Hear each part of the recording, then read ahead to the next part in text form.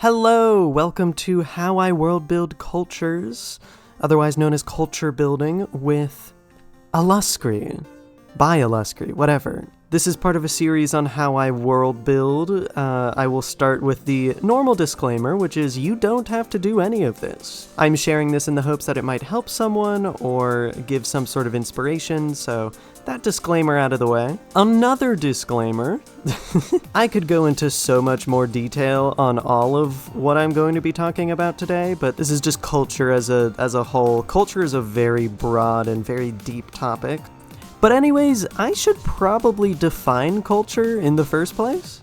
To me, there's a clear difference between culture and civilization. Civilization to me is how do people organize themselves and build states and make buildings and whatnot? How do they govern themselves, basically? Whereas culture sort of includes that, but it also includes a whole lot more. You have the arts, beliefs. How do they move through society? How do they interact with other people? What are their family dynamics like? You know, all that stuff, to me, is culture. Civilization is the what of a people, whereas culture is the how, if that makes sense. Let's get into it. Well, first, brought to you by my Patreon. Wow. However much you can contribute would help drastically with these videos, my writing, my world building. You can get some behind the scenes stuff, exclusive writings, whatever. I'm just gonna get into the culture. The first thing I do is setting. You know, before you can put people in there, you gotta determine where they're going to be. You know, what's the terrain? What's the land? Are there mountains? Is it a flat plain? Are there rivers nearby? Are there oceans nearby? Are they in a swamp? What natural materials are there? Are there special kind of gems or rocks or metals or whatever? These things are all going to very much influence cultures. What is the weather like? How much does it rain? How much does it snow? Is it warm? Is it cold? Stuff like that. And then the life. What food is out there for them to eat? What animals and plants are there to domesticate and turn into, you know, farmable creatures, farmable organisms? That was a very weird way of saying that. You know, what predators are there? Those are going to factor into mythologies and other parts of culture. Who's around them? There's going to be other people. Or if they're isolated, that's also going to be a big thing. And this is a multi-pronged thing, so you got like what cultures are neighboring them, what cultures do they live with? Cultures are very rarely completely isolated, even within their, you know, whatever state they're in. Who rules over them? They could be under the oppression of some more powerful state, more powerful culture, temporarily, you know. No culture is inherently powerful, of course. And now here's something that bleeds a bit into the next slide, but how did they get there? Did they settle there themselves, and why? I mean, for all of these, why? Did someone else put them there? Here's an especially relevant one. Were they born from other cultures already there? Which will hugely change whatever path I'm using to build these cultures, because, you know, if they're a synthesis of already existent cultures, there's maybe twice the work I have to do, or maybe half the work I have to do, depending on how much I've already made of the other cultures, and how much I want to make. Secondly, who? Who are these people? What kind of creature are they? Are they humans? Some other intelligent creature? Like, maybe there's a species of hawks that are very intelligent. Maybe there's a species of lizards or cats or something. And this is especially important because of how do they sense the world? How are they wired to move through the world? How are they wired to react to certain things? What do they need? What food do they need? Do they need a lot of water? How much air do they need? If they're an aquatic species, do they need to surface to breathe at a certain amount of time? And chances are I've already determined this if I'm already at the point of making cultures, but these are still very important things for me to realize whenever I'm starting to make these cultures. These things, including, you know, what do they look like? What colors, patterns, what skin coverings? Is it just smooth skin? Is it hair, scales, feathers, or something else? How many legs do they have? How many heads do they have? Do they have wings? How many wings? And this gets very interesting because, of course, not every culture is going to respond to each of these points equally. And so part of the fun for me is taking a whole bunch of different cultures for these species, and each culture has a different take on each of these points, but they all are still informing those cultures. So it's, it's this complicated dance. So yeah, next point. Oh, I forgot to click through and get to this one. There's also height, how strong are they, how agile are they, stuff like that. What is their history? You can see how this would bleed into the previous slide, but this is different in that this includes everything in their history, not just how they got to the place where they are or how they came from other cultures. This is what is in their cultural memory, what is directly informing everything that they believe in. Did they start as hunter-gatherers, and then did they recently become agricultural? Have they been agricultural for a while, and are they recently becoming more technologically advanced? Stuff like that. An important note I should put here before I end this slide is that the people in this culture by no means have to look the same or even similar to each other. There could be a lot of variety. This could be a cosmopolitan culture with a whole bunch of different looks and phenotypes and whatever. Hi, Editing Uluscri here. Something really big that I forgot to put in this slide is language. And not only the content of the words, the meaning, the semantics, but also how do they do language? Do they speak? Is it a more visual language? Do they communicate in a complex series of smells? Like a chemical language? That's going to affect how ideas flow, what sorts of art they prefer, how you're supposed to interact between each other. Continuing. Core beliefs. We get to the actual culture part of things on part 3. This is stuff that I like to put down pretty early because core beliefs and values are going to greatly inform everything else. If you haven't seen any of the other world building videos that I've made, I do like to start from a strong base and then build on top of that. I do, put some fun details in the beginning at times. I'll have a concept, but I do like to try and build up to that concept. So we got 2 main sections here. We have morality and then knowledge later on. So for morality, we have a whole bunch of stuff, honestly. You got the very central core values that are going to be taught from early childhood, that are going to be ingrained into the soul of every person who's in this culture. Their beliefs on what is good, what is harmonious. Every culture has different conceptions of these sorts of things. Some cultures in the real world don't have a conception of good and evil as forces in the world. And then there's other things that, children will learn throughout their lives. The rest of these are a good overview of those. There are many more that I have not listed, but I would say that the biggest things out of this list are life, purpose, death, violence, beauty, and more so truth. And they don't even have to have conceptions on any of these points, but those, to me, generally seem the biggest, especially purpose and truth, because those, I don't have much backing for this, but they just feel very foundational for a lot of other points. Purpose is going to inform, potential career paths, how you move through life, how you work, how you play. And then for knowledge, we have 4 more points. Surprise, surprise. The big and obvious ones for our society are the sciences, mathematics, all the other studies, whatever, linguistics, biology, you name it. But this world might very well have magic, or even if it doesn't have inherent magic, there might still be magical practices or mystical practices. And how important are those going to be to the culture? And especially if magic is true.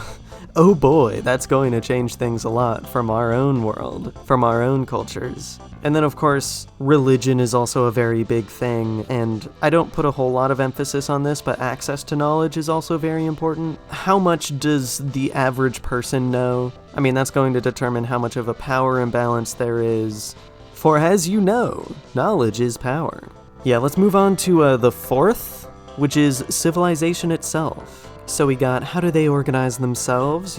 What states do they have? Do they already have states, or were they born out of other states? What systems do they build?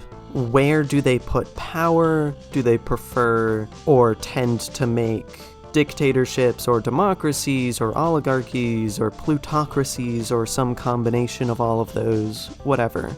This one's really big, because class structure, ooh boy, that can really change some dynamics. So who has power over who? Are these structures built into law, or are they more on the societal level? Are they colloquial, if that word even makes sense in this context? Is there a very complicated class structure, or is it more vague? Oh golly, economies are so complicated. How do they exchange things? Do they use currency? What currency do they use? How is it made? How is it distributed? Stuff like that. And for all of these points, including this one and this one, I don't like to make specific answers for each of these points, because even for a culture that is confined to a single state, people are going to have their own idiosyncrasies in how they determine these systems, how they conceive of these systems, and especially across different states for a single culture. So I like to write down tendencies, write down whatever differences are within there, because a lot of times the differences in a culture are very important and very worth writing down. But yeah, so like, how are they able to organize within themselves? Do they have clubs, cults, fraternities, sororities? And for all of these points, who is expected to do what in each of these steps? Who is expected to govern? Who is expected to run the economy? Who is expected to do what in each industry? Is that related to class? Because it most likely is. Are there any religious organizations? Is there a priest class? Who is expected to be in the priest class? And then the next big point here, what do they build? You have the state, but then you have, what is that state on? What is that state in? What cities, what villages do they build? How do they organize those wider level settlements? Are there different levels of government for settlements versus provinces versus the whole state? What buildings do they make? How do they live? What building materials do they use? Which is going to be very informed on the setting slide from earlier. By the way, you know, if they're farming, is that going to determine how their settlements are built? Are there city centers, town centers, or is it more fractured? What infrastructure is there? Do they have roads, canals, train tracks, airports? And I'm not going to go too much more into detail here, because states and civilizations have so much going for them that I had to skim this slide down a lot. Yeah. On to the next one. Fifthly, customs. And now this is starting to get into the meat of what I feel like really comes to mind whenever I say the word culture. I think about, how do they live? How are they moving through society and the greater world and other societies? And there's so much with this that there's just a succession of bullet points going down from this one set of questions. I mean, at the very top, you're going to have family. And then very related to that, you have, how do they form bonds, like friendship, romance. And then, you know, with romance, there's a whole can of worms of how do they deal with certain types of romance, if you get my drift. How do they go about doing courtship? How do you make friends? What is the family structure like? Who is at the top of the family hierarchy? Is it a matriarchy? Is it a patriarchy? Is it more equal throughout all of the family members? And I find a lot that how families are built mirrors how states are built. And so very related to this is social relations. How do you go about introducing yourself? How do you say your farewells? How do you engage in small talk? How are you expected to interact between class levels? Are there systems of deference? Work, commerce, relationship to time. It's a very fun thing to put with those other two, the time bit, because how they view time and their purpose in life and their career path, those are all like very related. As they mature, is there a calling that they're expected to go for? Depending on class, Is there a specific role that they're supposed to fill in society or in this culture? And I know that this is very related to economy, but you can work in your hobby and not directly contribute to the wider economy. This is about attitudes towards work, attitudes towards not working, especially, like what are the customs regarding laziness. And last thing with commerce is a very important distinction here. Do they have a commodity economy or a gift economy? Do they expect stuff to be sold and bought, or do they expect things to be freely given and circulated and kept alive in the wider culture? It's a very important thing, and it can change the nature of the whole economy. Hoo-hoo boy, foreign interactions. You know, what do they think of other peoples? What do they think of other peoples coming into their countries? And then just travel in general. How do they view travel? Do they view it as like a holy thing or just something enjoyable? Do they view it as like vacation? How do they deal with guests in their homes? How do they deal with being guests in other people's homes? Because those can be two very different things, especially depending on class.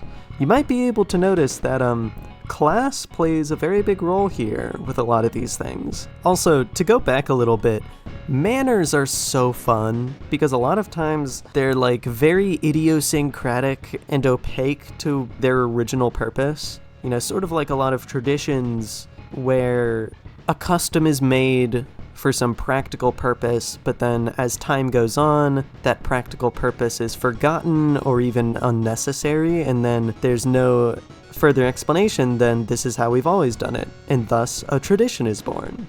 And manners are very tied to that, and it's very fun to make. Anyways, food, which is very related to manners. You know, there's a lot of table manners stuff relating to dining, food and drink. When do they eat? Do they have utensils? Do they not have utensils? What do they wear? What colors can they wear? What patterns do they wear? I'm gonna get more into this later, but play. Play is such an important thing. And for this section, it's more, you know, what are their attitudes towards exercise and play and recreation? Can you do it too much or too little? Do you play less as you grow older? Do you play more as you grow older? Do you exercise more as you grow older? Stuff like that. How often do they bathe? How often do they clean their house? How do they go about doing these things? These are perhaps unsavory points, but I think it's still important. I think it's still interesting to think about. And then a very fun point, vulgarity, profanity. You know, do they have any curse words? Do they have any profane actions? Like the American middle finger? You know, are there any significant taboos? Are you not supposed to do a certain thing in a certain place? And now we get to probably my favorite part of culture building, which is the arts. Because as an artist myself, it is near and dear to my heart. What is art? This is honestly a pretty philosophical question that every culture is going to have different answers to. Hi, cat. My cat is currently scratching a piece of furniture. I don't know if you can hear that. Silly boy. You know, what mediums do they prefer? Do they like drawing more, or painting, or sculpture, or literature, or music, or plays? There's so many mediums of art, guys. Let me tell you. Are there any dominant styles, movements? Are there genres that people flock to more? The 2010s really liked superhero movies. Classical Rome and Greece really liked epic poetry. And I like to get creative with this because the more you search around like real world cultures, the more surprised you're going to get. There are so many different art forms that you wouldn't have ever dreamed of. There are mediums you would have never dreamed of. I hope that inspires you a little bit because art is one of my favorite things to culture build. How do they go about making this art? What tools do they use? Who does it? Who is allowed to make art? Who is expected to make art? Who ends up making art? Are there any major universities or otherwise like organizations that help in the making of art or whose job it is to teach or make art? And then of course, what do they do with it once it's made? Are there galleries? How is it viewed? How is it absorbed? Are there stadiums, amphitheaters? Is it sold? Is there a culture around the ownership of art or the gifting of art? 7th, games and recreation. This is the slide that I said I would get to earlier, and now it is later. What do they do? What games do they play? Do they have a medium that they prefer? Do they even have video games or card games or board games? Do they have word games? Do they have funny philosophical games? Most likely they're going to have a lot of physical games, especially amongst children. Think about your tag, your hide and seek. Children's games are honestly a very fun thing to world build because they're like shadows of what the grown-ups are doing, and it can be very interesting to see how different things are interpreted by children, especially stuff surrounding war and work. And then of course games bleed into sports and competitions. What prowess do they value? What skills do they value? What do they like to watch? You know, I might have a culture where the greater society doesn't like to do a thing, but they love to watch it being done in an arena, such as the gladiatorial games, where you're not seeing people just sort of fighting in the streets every day, but they love to watch it. And then going into wider recreation, what else do they do in their free time? If they're just sitting around at home, what do they think to do, if not to play a game? Do they watch shows, read books, to like generally absorb art? Is that a leisurely activity that they do? Do they do chores around the house? Do they exercise? And not even in the home either. I mean, there's all sorts of places you could be having free time in. If they have free time at work, what do they do? The flash thought just came to me. What do powerful magicians do in their free time? You know, do they fiddle around with magical artifacts, figuring out how they work? Or do they care for magical turtles or something? Like, there's so many different options here. It's very fun. And of course, all the other things like talking, walking, biking, hiking, climbing, miming, fighting, writing. That was fun to type out. Also pretty fun to say.